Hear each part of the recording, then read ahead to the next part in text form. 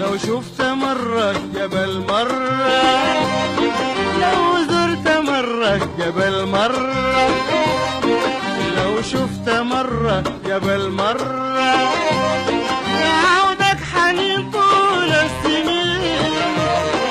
يعودك حنين طول السنين، يعودك حنين طول السنين، تتمنى تاني تشوفه مرة، لو شفت مرة جبل مرة. من منبري ده بشجع أي مستثمر سوداني أجنبي بزيارة المناطق دي، وعشان يستوعب ويشوف بعينه زي ما نحن شفنا بعيننا فيها كثير محتاجة،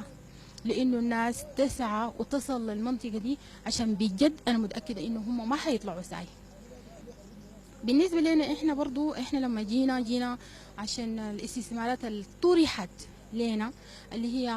في المنتجعات السياحية وفي جلب السواح هنا لكن نحن جينا البلد دي محتاجة مصانع تعليب،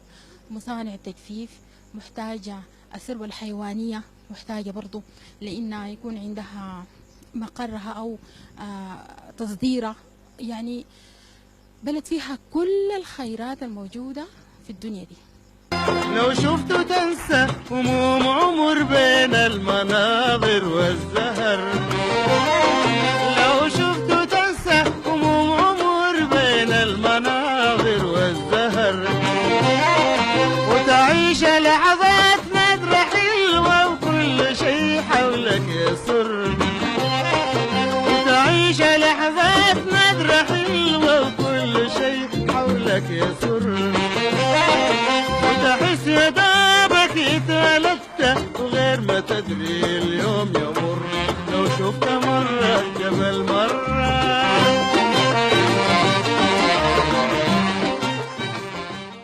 الجاليات حضرنا معاها حتى انه نجي ونشوف الوضع على الطبيعه. طبعا بنسمع بانه دارفور غير امنه، بانه دارفور الاستثمارات فيها غير، وصراحه نحن من جينا ومن وصلنا الجنينه لحد الان اكثر من 24 ساعه، نحن يعني ما يمكن بس نوم لحظات، وما لقينا غير كل امن واستقرار. وما يعني انا يعني من هنا بوجه كل اخواننا المغتربين والمستثمرين بانه يجوا الولايه دي، لانه صراحه نحن الشيء يعني نحن كمغتربين شفنا مناطق كثيره جدا في كل العالم، شفنا الخضره، شفنا الجمال، شفنا، لكن والله بامانه والحق يقال انا الشيء اللي شفته في وسط دارفور ما شفته في اي منطقه انا زرتها في العالم. يعني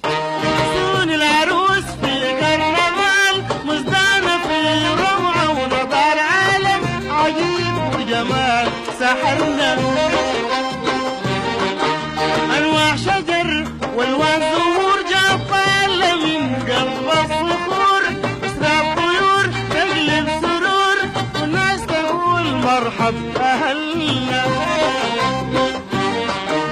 انواع شجر والوان زهور جافه من قلب الصخور، اسراب طيور تجلب سرور والناس تقول مرحب اهلنا، شلال الجميل يسكب زلال يسقي العقول ورزاز يزيل حزن المعنى. دعوتنا للمستثمرين من ابناء السودان في دول المهجر وللمستثمرين حتى من غير ابناء السودان في ان هلموا الينا في جبل مره في محليات مختلفه وفي غرب جبل مره على وجه التحديد، واحنا بنقول انه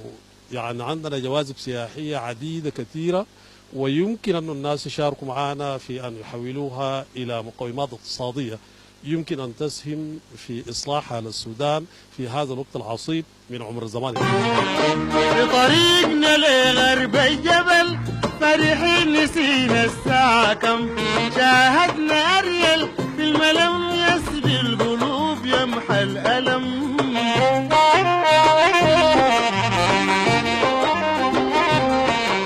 حيانا خلسة وابتسمنا السنة روحنا وألف هم، خلانا مشدوهين نعاين تهنا في زحمة نعم،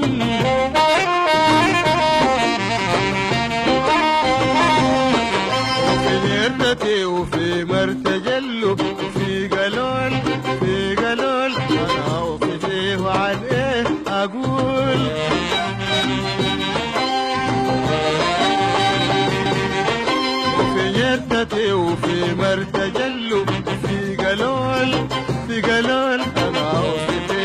عليه أقول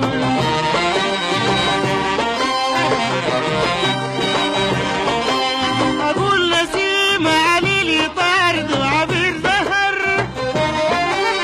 أقول في شلالات عظيمة وكبة طول الدهر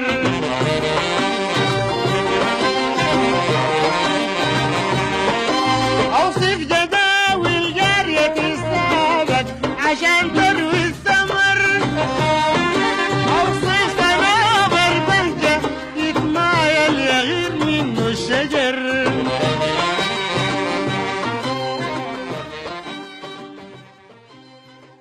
محاسن الدنيا